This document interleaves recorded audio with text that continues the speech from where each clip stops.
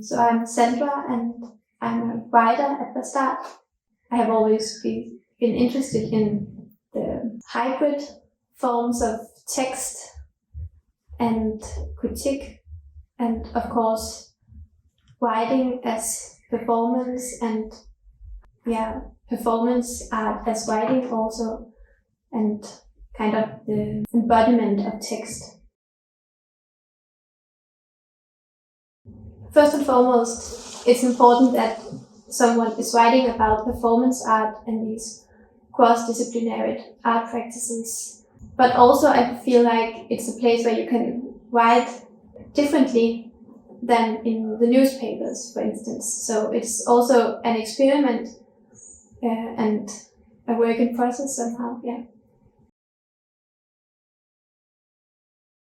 Yeah, I think it's mostly a question about how to write about art, and at the start specifically performance art, and your role as a critic, because traditional criticism is very occupied about this idea of a very objective point of view.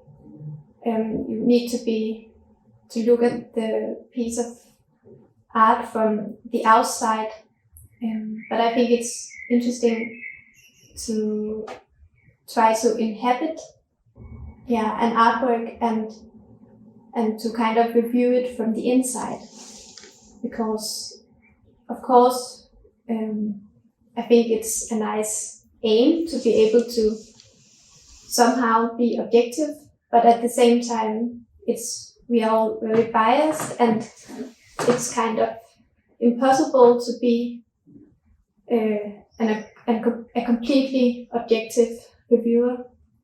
So I think this insecurity and vulnerability that you encounter as a reviewer should be present in these texts that we are writing, and I feel like these kind of texts have found a home at the start and a space for development and experiment. It started out as an interest in the relation between text and performance. Yeah, but I think as a reviewer you should be very open, and you are kind of obliged to be able to write about anything. And of course, remember to be open.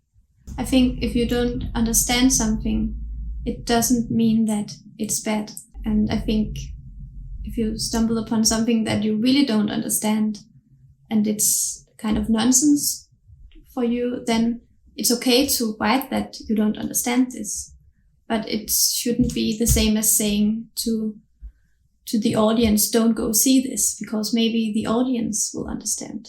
So I think as a reviewer, if you're reviewing literature or performance, you should always remember that you are, on one hand, you are kind of documenting something, and on the other hand, you are inviting or guiding some kind of audience or readers to explore a piece of art.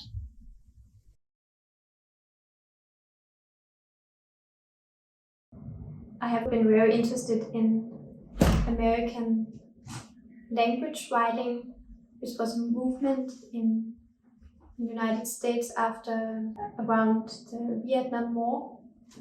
And for instance, I'm in love with Lund University, who was also writing a lot about open texts and how it can be an issue if you chose to always make a conclusion, and that in poetry, for instance, you often don't have closure.